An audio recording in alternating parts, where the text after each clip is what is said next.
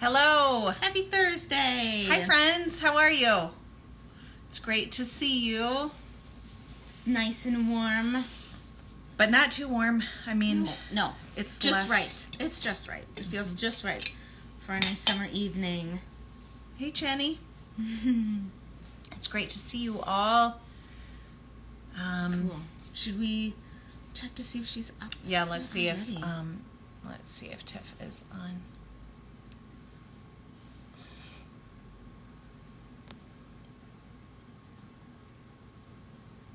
Might just take a minute, my friends. Okay, hold on. Yes, it is really pretty here. I think it might rain. Yes. We're kind of hoping. So. Yep, my husband's on the roof right now, putting patches. Oh, there's Tiff. Okay.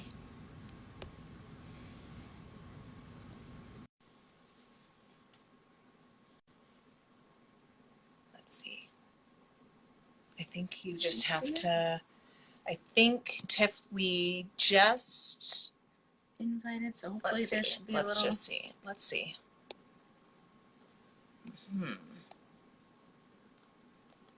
Hold on, my friends.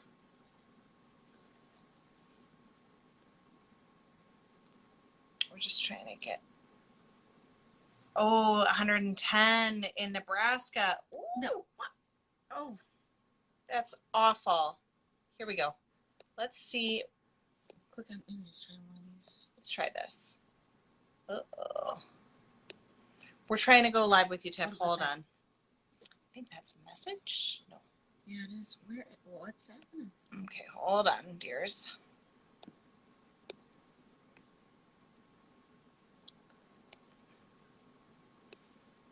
Here we go. Oh.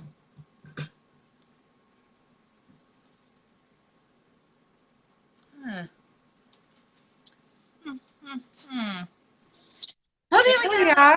Oh, hi. Hi. How are you?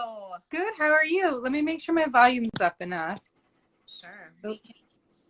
Can you hear us okay? I can hear you. Can you hear me okay? Absolutely. Awesome. I'm on my porch because it's the best room in the house to be at right now. But let me know if you hear too much anything. It's lovely. How is it there? Is it really hot? Not this week. We are having like mid 70s, low to mid 70s, which feels amazing after last week or the week we had like 95 degrees and out of nowhere. It was not enjoyable. It was not fun. What are you guys getting? It was like when I was driving here, I mean, it did say 84, but but that is cooler. Significantly like yesterday. We didn't even have the air on here in the shop. Yeah. It was just like, it was nice. It was breezy. It was blowsy. So wore pants. Yeah. 84 is good. 84 is okay. 95 is no thank you. No. And it cooled down. I mean, we had a lot of the 88 stuff going on for that last couple of weeks when you guys were having that spike. That was us here. Yeah. And it's feeling a lot better this week. Yeah. So this can be summer. I'm fine with that. Yeah, like 72 to 85. That's it. I was just going to say 115 in Tucson. I mean, I heard that it was going to be like. Jess just said 110 in Omaha. Oh, that's just terrible. Oh, yeah. And just to be just come to the Northeast. Come to Connecticut. Right. Yes. This week, at least. Come to Connecticut this week. How far are you from the shore? I mean, an hour. Okay. Nice. Okay. Yeah, my in-laws live right on the water. An hour and 15 minutes. Okay. Yeah. Okay. So, will you be spending much time there this summer? Do you think? You know, I think maybe a couple like Saturdays and whatnot. Okay. But it's just so crazy. I mean, the second that school gets out for the kids and we get into summer break, like it's like 15 minutes and then we're back at school. And so it's like, it's just so nutty busy. But definitely want to have beach days. I mean, I grew up in New Jersey. I always grew up within an hour and a half of the beach. Okay. And it's my favorite place. I mean, my favorite place in the world to be is at the beach with my toes in the sand. Yeah. I wear a beach hat and I sit under an umbrella. So I actually like don't like to get any sun. Right. I just like to smell the ocean and feel the sand. Is the beach hat that you have in the pictures of the Beachcomber tee, is that your beach hat that you wear? That is one of my 5 beach hats that I wear.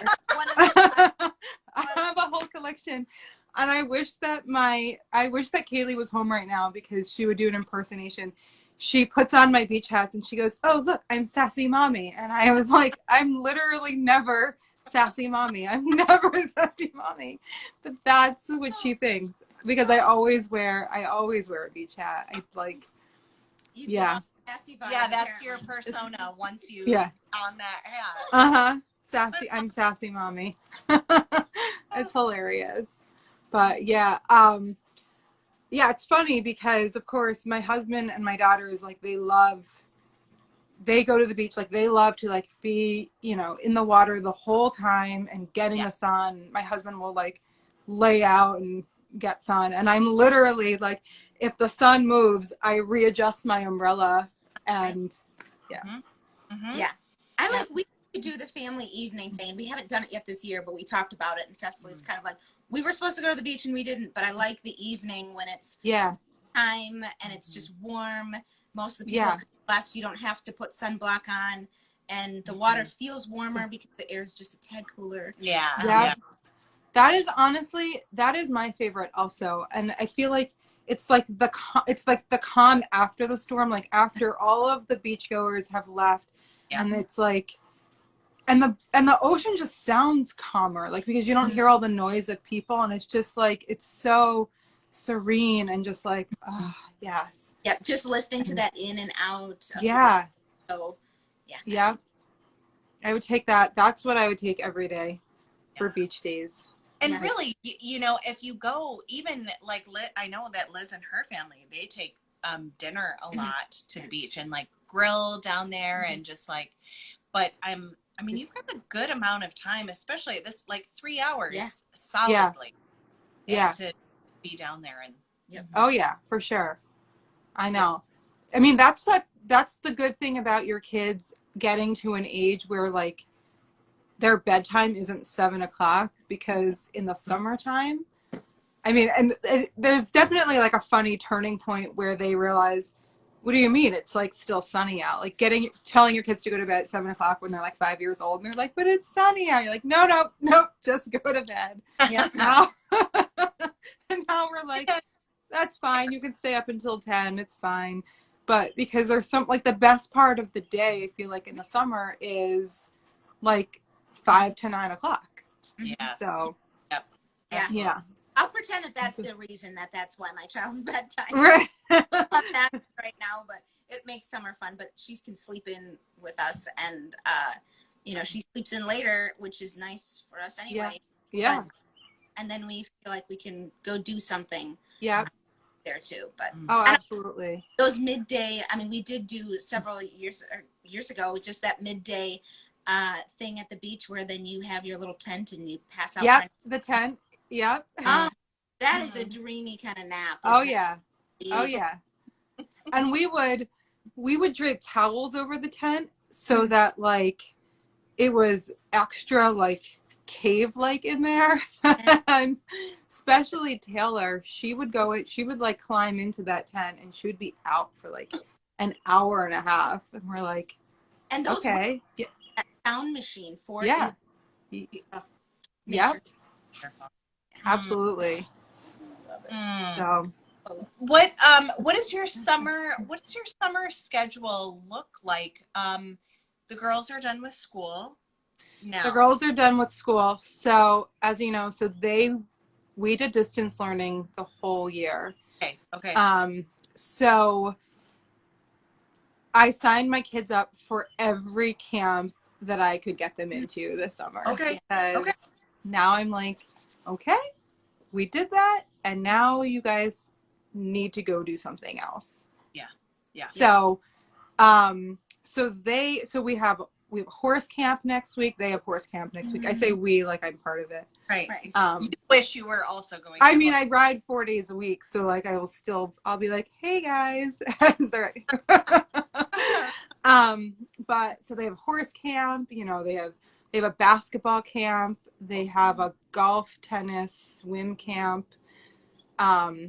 They have a week with my mom in New Jersey. They call it Grandma Christine vacation. They do that every year. Love it. They have a couple of days with my in-laws. So we've got them like loaded. They're still horseback riding through the summer. We have them loaded with things. And so then my schedule is like, I'm so backlogged. You know, it was when they came home 400 days ago, you know, March of 2020, I had no idea like how long they were going to be home. And then we went into distance learning thinking, we'll see how it goes. Hopefully we'll send them back. And just for many reasons, we decided that it was easier. It was just better for our older daughter, to just stick with distance learning. She loved her teacher, just like stick with it. But of course, you know, the consequence of that is that my schedule, and I'm a very type A person and I like plan everything.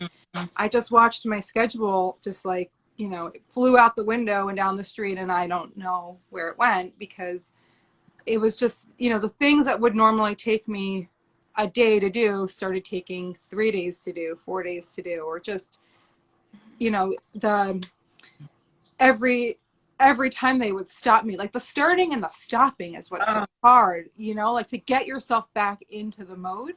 Yep. And I feel like, so every day I felt like I lost more and more and more time on things that like should take no time at all. Yeah. So it's kind of crazy, but at the same time, like, you know what, we had to stop and do what was best for the kids and do what was best for us. And at the end of the day, like, you know, it pains me to be so behind on my schedule, but like the kids had to come first, you know, over whatever pattern I was working on. And I'm still super excited. Like I have a whole knitting journal of designs that I'm like so excited about getting on my needles, but I'm also excited about doing it like they can be out of the house and I can finally sit in my empty house and just like get back to like that kind of knitting where you're like, okay, this is relaxing. Oh, good. So but I'm excited. And I have some sweaters that like that I dreamt up 2 years ago that I'm just like, I want to, you know, like, and I love being excited about getting them on the needles, because it's like, oh goodness, oh sorry.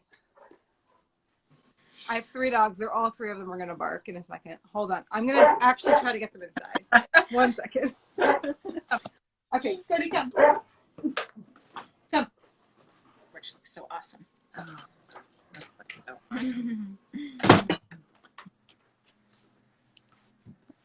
Okay. That's easier than trying to get 3 of them. They bark. Even the baby now, he barks like a big boy.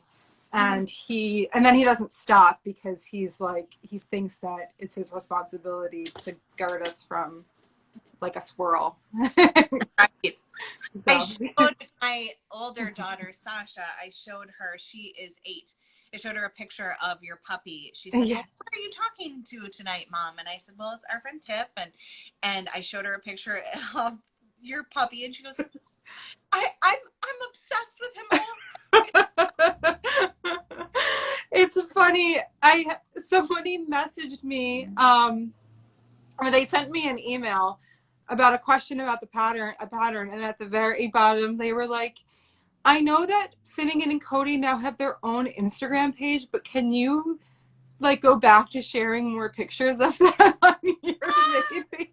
I was like, I know, they're really cute and adorable and silly, but in my stories, I've been sharing some of my stories, but they're funny, guys. I love it.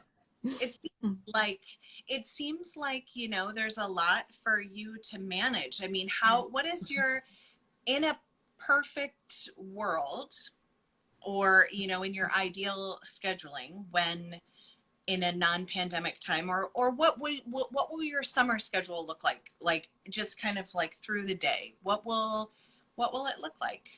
So, yeah, in a perfect world. Well, I think because the kids are doing camps, I feel like hopefully the summer actually can be a lot of what summer's busy anyway, but for what I want it to be.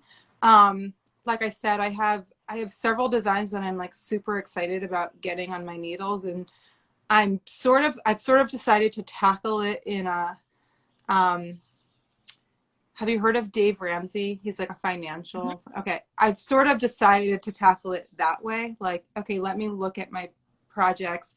Okay, like this one has the most to go on and I really want to do that, but like let me finish this small thing first and then check it off and feel like I've accomplished something. Yeah. And so attaboys. Yeah. And so so I actually last week I sat down, I did like a spreadsheet in Excel that kind of just to sort of like reprioritize like where I want to be and my deadlines. And I told myself there's no impromptu cast-ons right now because, like this is precious time now. The kids are leaving the house. But yeah, so I have two secret things that I can't talk about, but I'm super excited about those, and I'm getting those done in the next 2 weeks. And then I have a sweater that I'm really excited about, that I started it and I got to like sleeve separation, and then I put it down knowing that it was going to be a fall design and kind of like, let's focus. And so that's sort of my like on my Dave Ramsey list. I'm like, okay, like you've separated, finish that body and get it going. Yep. But so, yeah, so because I'm still horseback riding through the summer, I'm kind of like every morning it's easy to wake up early in the morning in the summer for me, like, and just get going. And so I've kind of blocked off like 4 hours in the morning of just like go sit out on the porch. The porch is my favorite spot, and, crank through. Mondays is my like check back in with myself. What do I need to do, administrative wise? And I kind of have to force myself to like make one day a week be that day, because let's face it, like we love the making, we love the knitting, we love the creating. And then it comes to like pattern grading and editing and yeah.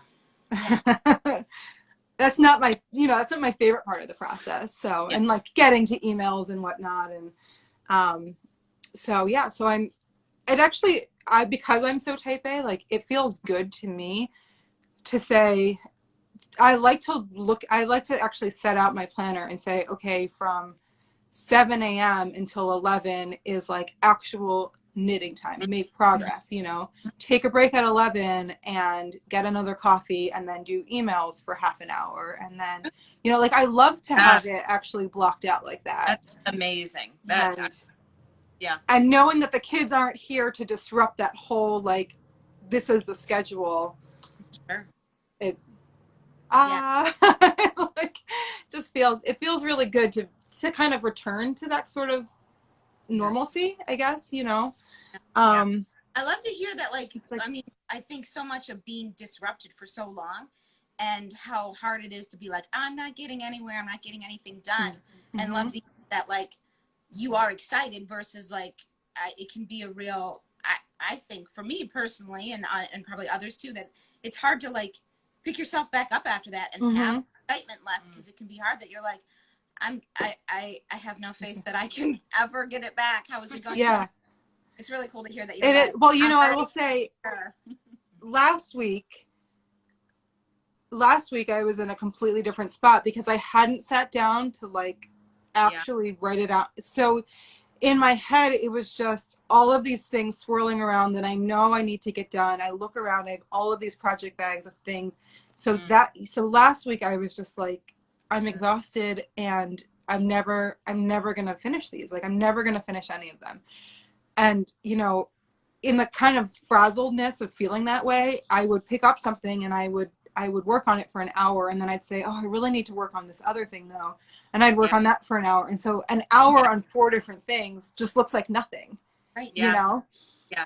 And so that's kind of why I sat down and I said, nope, you need to like tackle this thing and see it through so that you can say, okay, I finished this, versus this like tiny bits of progress on a bunch of things that looks like nothing. And then at the end of the week, I'm like, okay, I couldn't cross off anything. I did nothing. You know what I mean? Like I worked all week, but I did nothing. That's what it feels like. Sticky notes that just keep piling and piling and piling because I should have never put 3 things on a sticky note. Yeah. All 3 of them because I can't throw that one away. Yeah, exactly. Exactly. Yeah. That's so, how long do you think that it took you to go from the swirling thoughts to, okay, let's come up with a plan? Like, I mean, do you think it took you, I mean, I'm just thinking about maybe people will find this helpful. Like, like maybe a 3-hour process. Do you feel like, okay, well, I'm going to tell you my real secret, which is completely unknitting or work related at all. And it's that I power cleaned my house for like 2 hours. And so while I was power cleaning and vacuuming and tidying and throwing things out, I was literally not thinking about any of the stuff I was doing. I was just running the list. I was like organizing the list in my head as I was like angrily vacuuming my whole house. That's why I'm like a stress cleaner, but that's usually what I need to do to then I do it. And then like, and I think because I feel accomplished from having cleaned everything, that then I'm like, okay, then I'm super focused. So then so I did that, and then I sat down and I made the list, and my nieces had slept over, so my kids were occupied, and I was kind of like, okay, yes, I'm in the zone. Let's do this. But yeah, I feel like sometimes it's just like channeling all of that like angst into something to be able to say like, okay, Tif, you know, like you're a very capable person. You are going to finish these things. Just like figure it out in your head. Figure it out.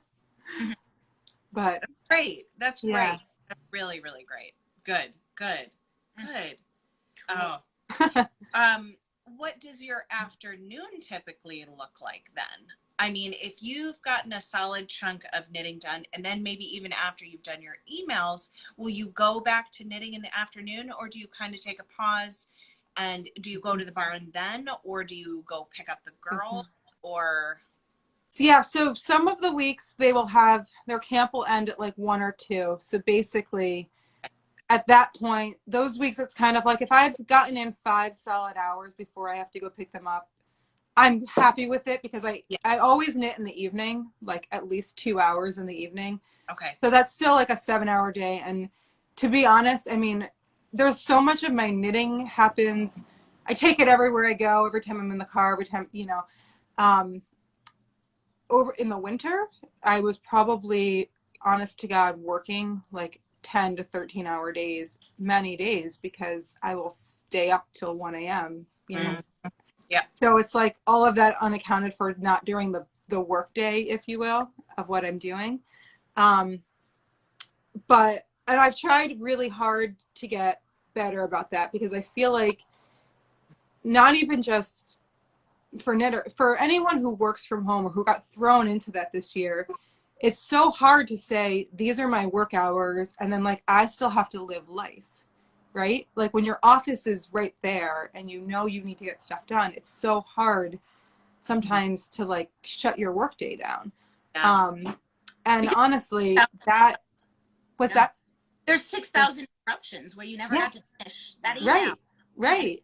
Yeah. And so it's easy to allow your work day then to like kind of just be like this whole day thing. Like, yeah, I work from 6 a.m. until 1 a.m. Oh. Like, you know what I mean? Because it's just like this craziness. And so that's honestly why I'm so glad that I go to the barn, because that's 3 hours of my day between driving there, tacking, riding. 3 hours of my day that I've forced myself to leave my house, to not obviously I'm not working while I'm there, and to also like turn my brain off to those things. And then I feel like I can come back to it. Then when I come back to it in the evening, I'm not like annoyed at myself that I literally worked the whole day. Yeah. You know? But also simultaneously didn't get really anything done, or right. just grabs of all the things. Yes. Right.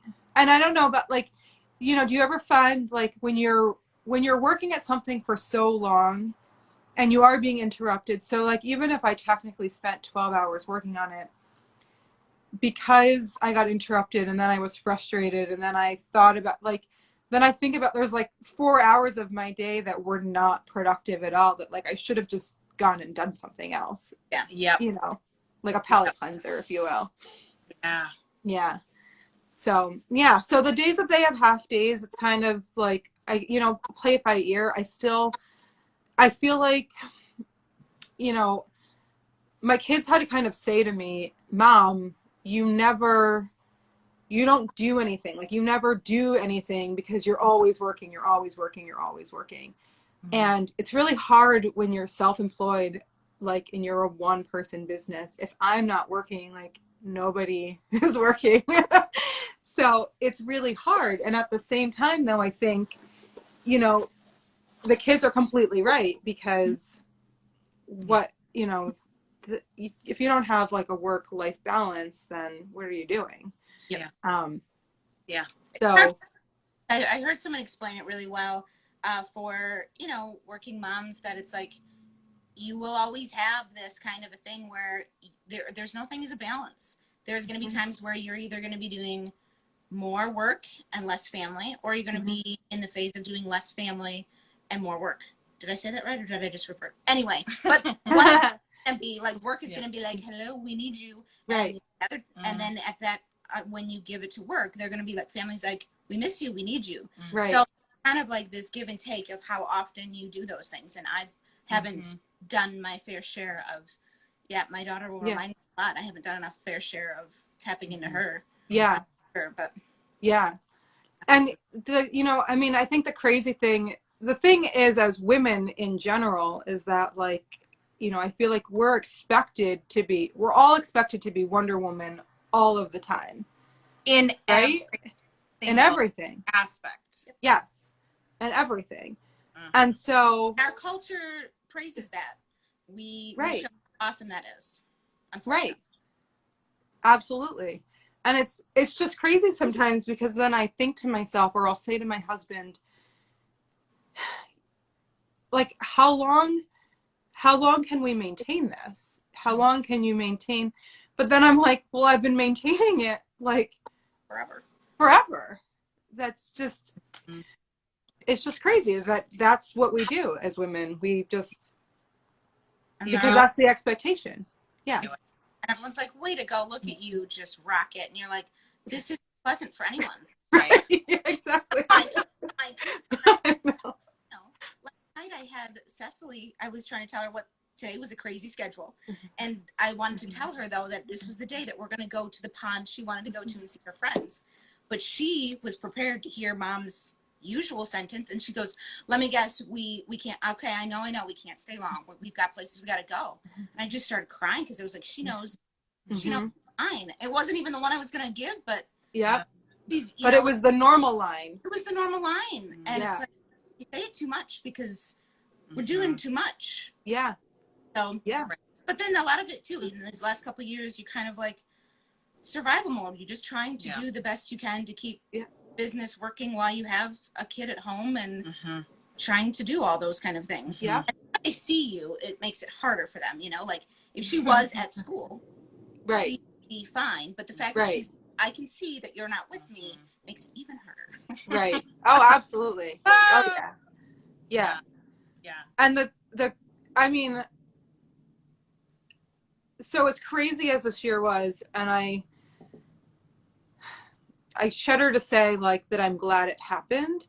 Right. But I'm kind of glad, of course, not the pandemic, not the amount of people who got sick and had to deal with it, but that something happened that made us stop and say, like, I mean, we've spent more time together as a family than like we've ever spent together. Mm-hmm. And we got through it. And it's not like that we just got through it. We like learned how to do these like fun things together, you know, like, and I mean, if the pandemic hadn't happened, like the way I think about it is I probably wouldn't have returned to horseback riding because I simply would have said, I'm too busy. Like, I'm just too busy. But, and, you know, it was always this thing that like one day I'm going to return to riding. You know, I rode as a kid. I love it. I love horses more. Like, I can't, there's not even words to express how much I love horses. But in my mind, it was still like, well, I have all this time to ride, you know, I'll do it later. And I was kind of like, I was waiting for the girls to ask me. I knew that if I started riding, it wouldn't just be like once a week. That's not me. I love them 120 million %. So it was like, that's just not going to happen. But so we did a super low key vacation last year to New Hampshire. And the girls wanted to do a trail ride as a family. And that was the first time we'd ever done that. They'd always done their trail rides with my mom during their like Grandma Christine week. Mm-hmm. And we did our trail ride. And so it was funny because we walked into the barn and my husband is totally used to when he has gone on trail rides with me, I walk into a barn and immediately, oh my God, I love that smell. And he thinks I'm crazy because, you know, it smells like horse and all sorts of yucky barn smell. The girls walked in and they said, oh my God, I love that smell. And he looked at me and he was like, oh my God, we're so done. And so we did our trail ride and we got off and they said, can we start doing horseback riding lessons? And we were on vacation still and I was calling places back here in Connecticut. Like I had them scheduled the very next week and then. Love it. But like, I think like, I mean, maybe that would have happened, but right. I don't know. Like we had never done a trail ride with them because that was something that they'd always did with my mom that they didn't do with my mom last year because of the pandemic, you know, like, so it's hard to know, but at the same time, I think that's just one example of something that I feel like we needed to take a moment to like, to get back to doing things, like just doing things that make us happy outside of, it can't just all be work all the time. And we had to get creative, right? And maybe the pleasure that you derive from certain parts of your life don't need to be monetized either. That's a difficult thing. I feel like that's a difficult thing for Americans to understand. It's a difficult thing for me to absorb. It's like the second that you like doing something, you're like, oh, well, maybe I could do this as a career. Right. Yeah. Right. Like, I think working towards, you know, cultivating these passions in your life that have nothing to do with career advancement, with money, with anything other than you do them because you love it. Right. And absolutely. So many lessons, I think, that I think, you know, humanity needed to learn, or I'm glad humanity has taken a chance. A lot of people have learned during something so awful of like, wow, who we were before was this spinning wheel of stress of going and pining for things that you just kind of are never ever doing. Right. And taking that time to be like, we should probably not, no one wanted to go back to that, you know, and which is grateful to be like, let's go have fun. Let's maybe try to find some fun. Yeah, absolutely. And just sort of like taking care, like taking better care. I mean, I think that we have a long way to go in all sorts of realms when it comes to being anti-racist, when it comes to being not workaholics, when it comes to, you know, I mean, there's a lot of things that we still have to keep doing. I think we're just like recognizing. But if we can recognize, we're at least at that point. We haven't done any of the work yet. I don't think. Basically. But it's exciting that I think it will happen or has the potential to happen. Well, you know, I think that, you know, and it's probably, I think it's because of social media. And of course, like, you know, years ago, we didn't have access to information 2 seconds after it happened. you know, to be able to converse with people that we don't like, just what we have at our fingertips with social media. You know, we have the tool now to be able to do better and to learn from each other and to work through these things. And I think where we're at right now is like, we have these tools and we're not using them properly yet. Ooh, like right now, I feel like, you know, social media, like it gets out of hand. I think we say things to people that you wouldn't say if you were standing in front of them, you know, like, but so we have the tools there. We just haven't figured out how to actually properly use them, you know, to the best of our abilities so that we can actually make advances. But I'm hoping that that's that's where we're headed. You know, I think we have a gift in being able to talk to anybody around the world at any time. We have a gift of being able to pass information along, like, you know, in a millisecond. So, and I think I'm that hopeful. And I was even saying yesterday or the other day, but it's been a way to take yourself out, especially when we've been even more isolated than normal. But I mean, just living in a small town anyway, you're already isolated to the whole world. But it's been such a nice way to, or a good way, not maybe nice, but a good way to see what's going on the other side of the country, or in larger, or on the other side of the world. And all of a sudden realizing that you're like, wow, there's a lot, you know, there's right. out of your head for four walls. Yeah. But don't you feel like too, like I feel like sorry, hold on, my light thing is being crazy. I feel like even, I mean, I live in Connecticut. I mean, I've traveled plenty. I don't live in like a tiny town. I still feel like, I always feel like I live in a bubble or I often feel like I live in a bubble when, you know, I learn about something happening somewhere else that it's just like, I mean, I had no idea. It wasn't even on my radar, like a tiny bit, you know? And like, when we think about the world that we live in comparison to the world, like we all live in this like tiny little bubble. And how often do you just stop and think like, oh, I should check what's going on in blah, blah, blah. Like, you know, like we never do that. Right. So at least social media, like, you know, the amount of people that you follow or that you see, that it's, I never would have known about whatever if someone hadn't shared something. But I'm so glad that they did, because like, it just wasn't, you know, it's just not on your radar. And that in itself, I think, is a gift.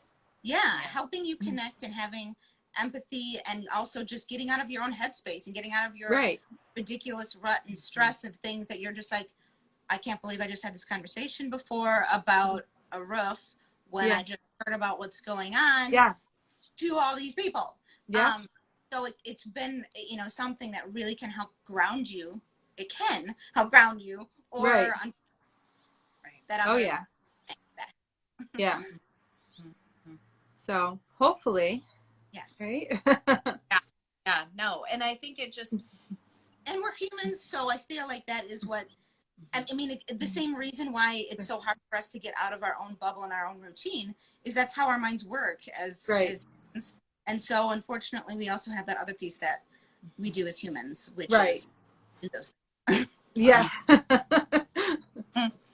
Totally. Whether it's small or large. But before, I mean, the time is flying. We got to talk about. Let's talk about. I mean, talk to us about the socks. So, and I have them right here. They're just so cute. So this one, so Joy is the one that has the heart, and Comfort, and of course I did them. So someone had said to me, she was like, you did them so low contrast. And I did them low contrast for myself on purpose. So Comfort has like zigzags. I just loved, so when I was thinking about it, like, you know, I really want to do a pattern, you know, in celebration of this, kind of in honor of it. And also just kind of like what I think about like the knitting that I like to do in the summer. So I never wanted to be a sock knitter until I decided, oh, I don't have to do fingering weight socks. And now I'm addicted to them. But like, this is the kind of thing that I feel like, you know, I don't think I'm ever going to be a person who does like releases a lot of like summer weight patterns, because I live in New England and it's really only hot for like 65 days. So, and fall is my favorite. So like, even, you know, it's kind of like probably only like one real summer pattern a year. And then I'm like, all right, let's get into fall.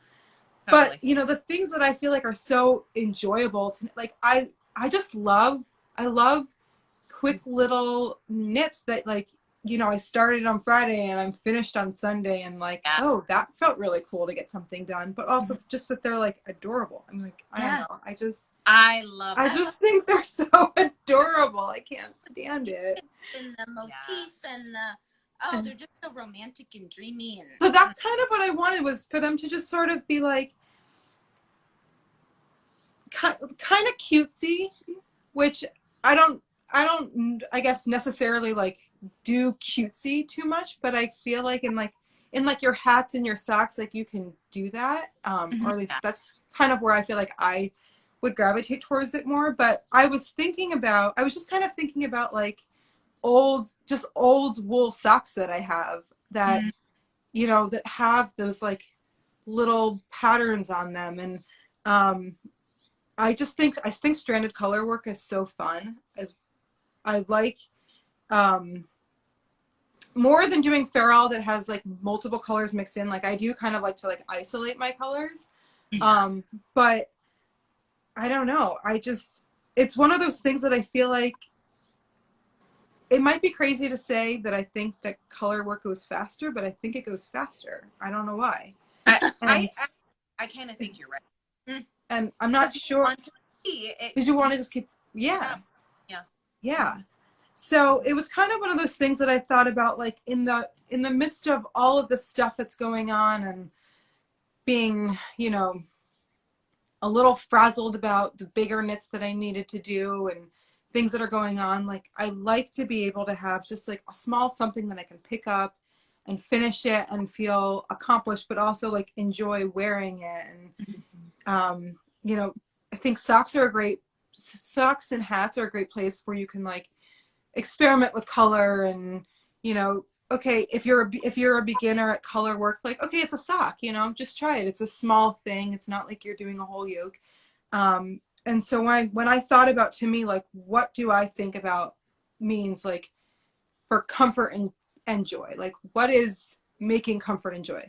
It's something like this that you just pick up, and it's just like, there's no stress, you know, it's just like, it's this fun thing that all of a sudden you're like, oh, I'm done. I feel like I've been knitting it for like 20 minutes and all of a sudden I'm done, and it's so cute, you know?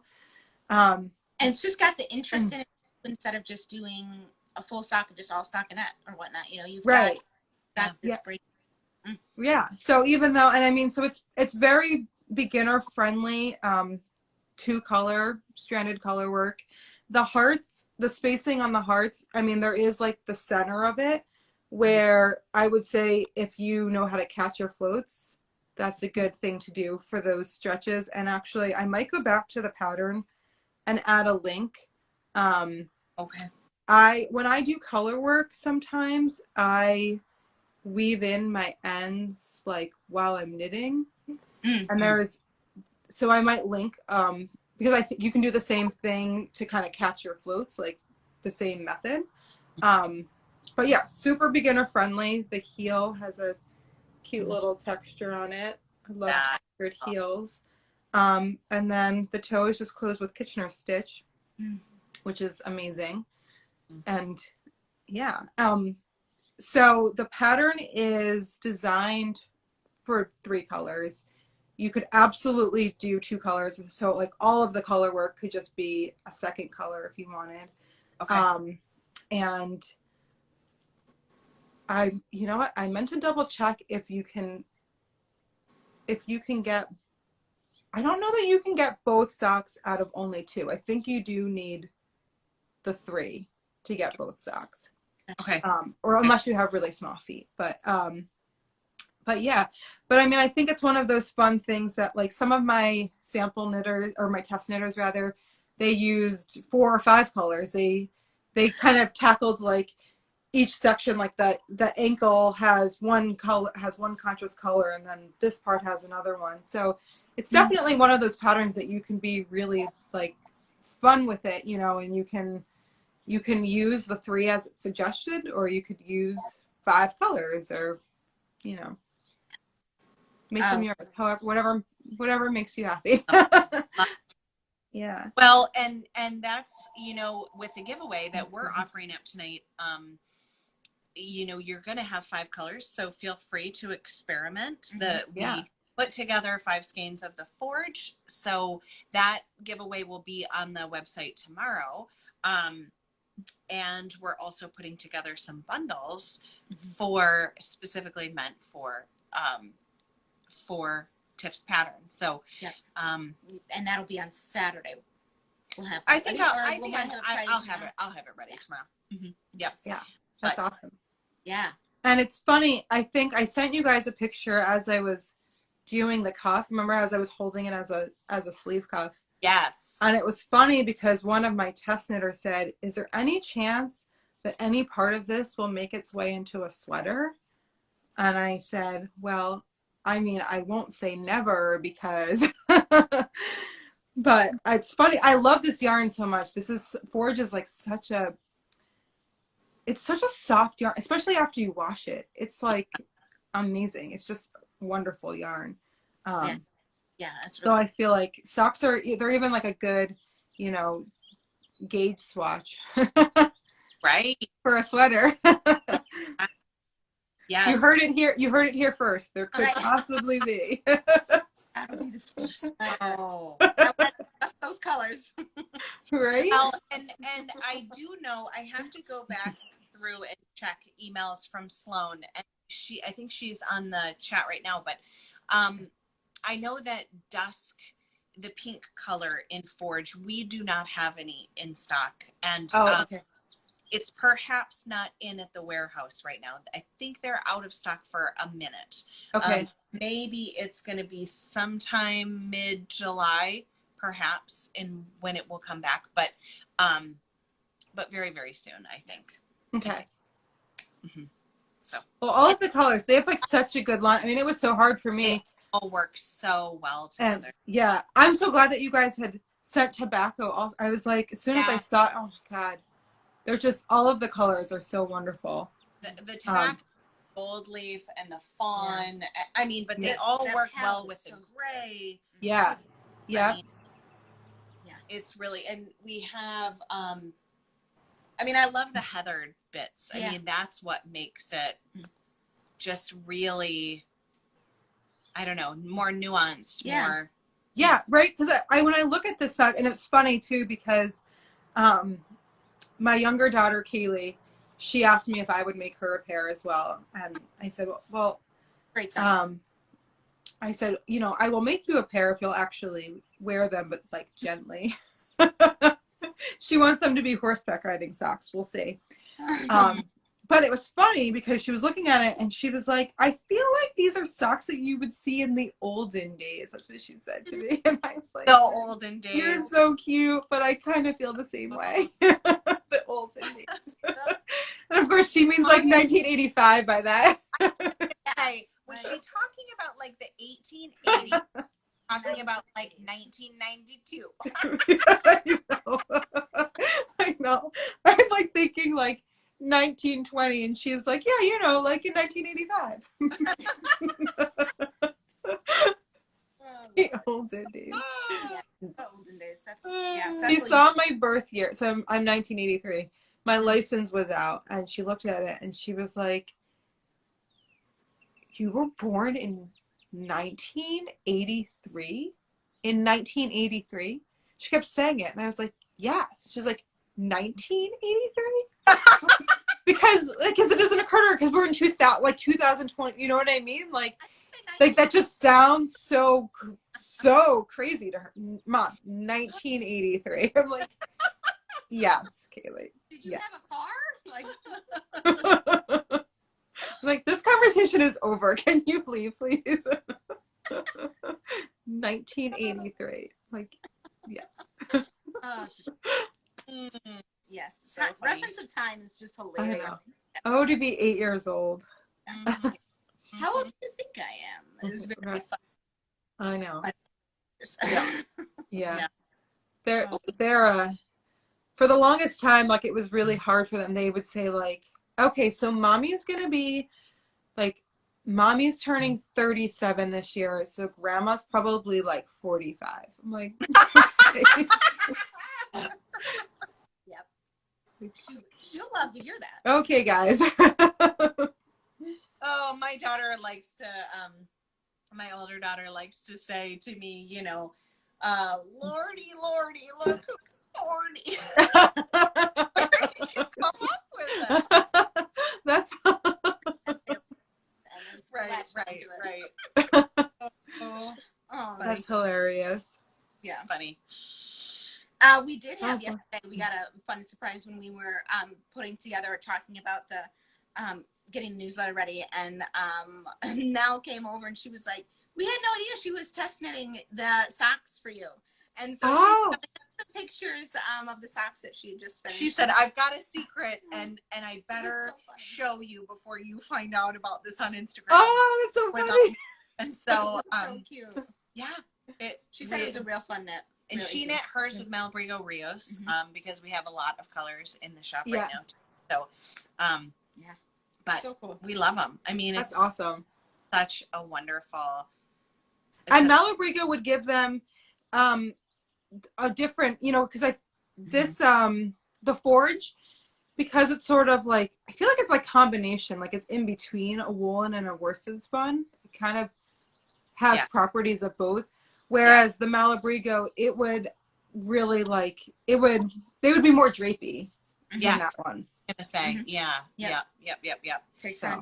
And I feel like that's why the forge is kind of like almost lends itself more to like the old timey socks. Yeah, it's got a little bit more tooth.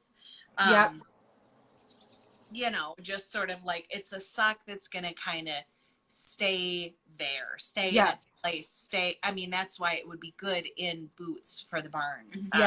Yeah. I mean, absolutely. I want to tell you what to knit. You know, knit those socks for your daughter if you feel like it. I know. I have to figure out, you know, like sizing for an 8-year-old foot. Right. Yeah. I started making her socks last year.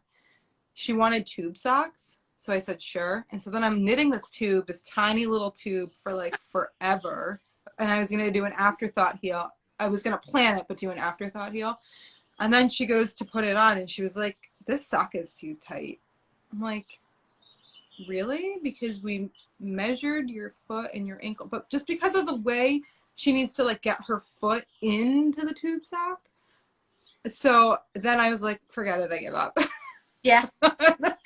And then I decided, I'm like, your feet are too small to make socks. I can't do it. They're just so little. It's like such a little tube. But I know. And how fun is knitting a tube sock? So at least this way, if she wants this style with a real heel, like I feel like I can subject myself to that. Absolutely. But it'd be so cute too. I'll make it. And do you maybe want to talk about do you want to talk about a giveaway if you feel like it? Yeah. So I would love to give away 3 patterns. And are you picking one winner? We will. So we'll do one for the forge set, and then one winner for the pattern of 3. Yeah. Okay. Or we can give patterns to both. Oh yeah. Yeah. So sweet. Oh. Let's do it. Okay. Let's pick 2 winners. Cool. Yeah. So I would love to do so 3 patterns of winners choosing. It's self-published, so it can't be either of the Lane publications. Currently right now I have a pattern on there for Tolt that's still in their period, and then the shawl, the Daybreak wrap that I just knit, for neutrino, so that would be excluded. But anything that's self-published, yeah. So that's so kind. Thank you. I'd love to. So we'll put the drawing up on the website tomorrow. So we'll see it between 8 and 2, and usually it's longer than that because we forget.